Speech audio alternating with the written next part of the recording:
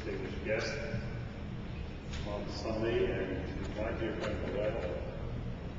It's an honor for me to be here this day and to bring to my Muslim brothers and sisters congratulations and well wishes and countless blessings on this celebratory occasion.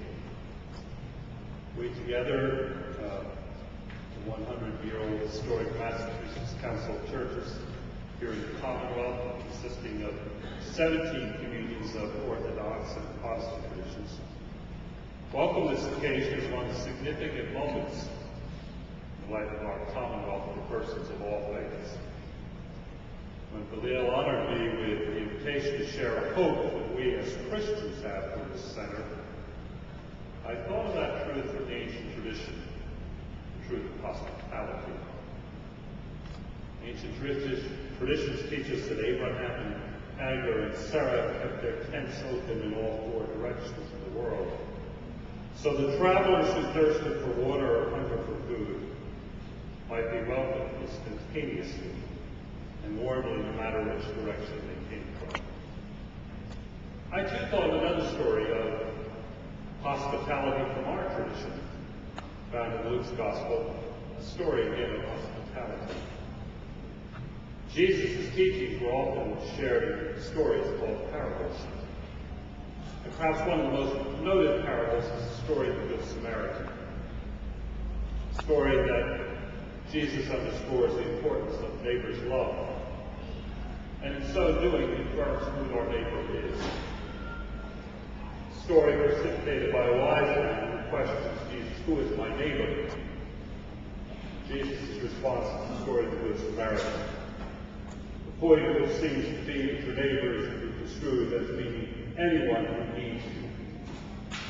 I too am reminded of a story heard recently of a Croatian of Serbia, descendant Christian, who was in charge of managing a resettlement part of Croatia, working on the plans to rebuild a Muslim village that had been totally destroyed in the war.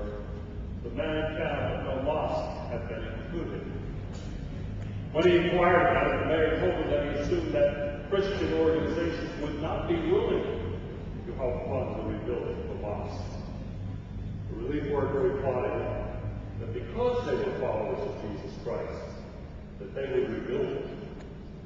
He said that Jesus, telling the story of the Good Samaritan, tells the story of one who helped his neighbor without asking him about his theology. Well, I trust we in the Christian community, whom I represent, have affirmed the building of this mosque. Those gathered here today from our Christian faith celebrate with you and welcome you, if you will, into the neighborhood.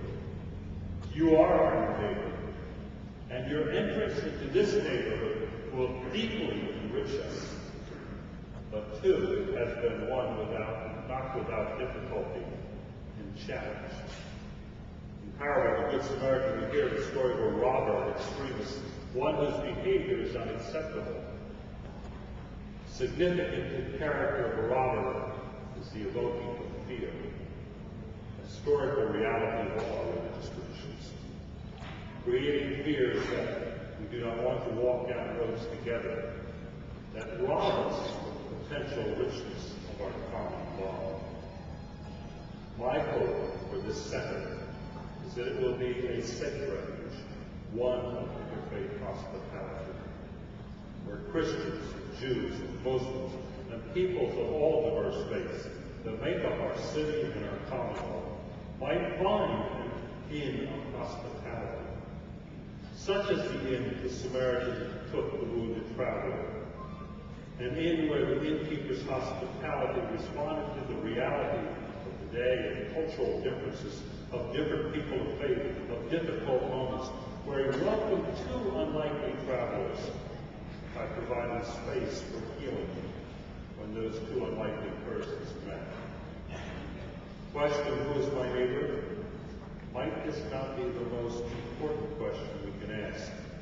It's not a matter of life and death for our planet.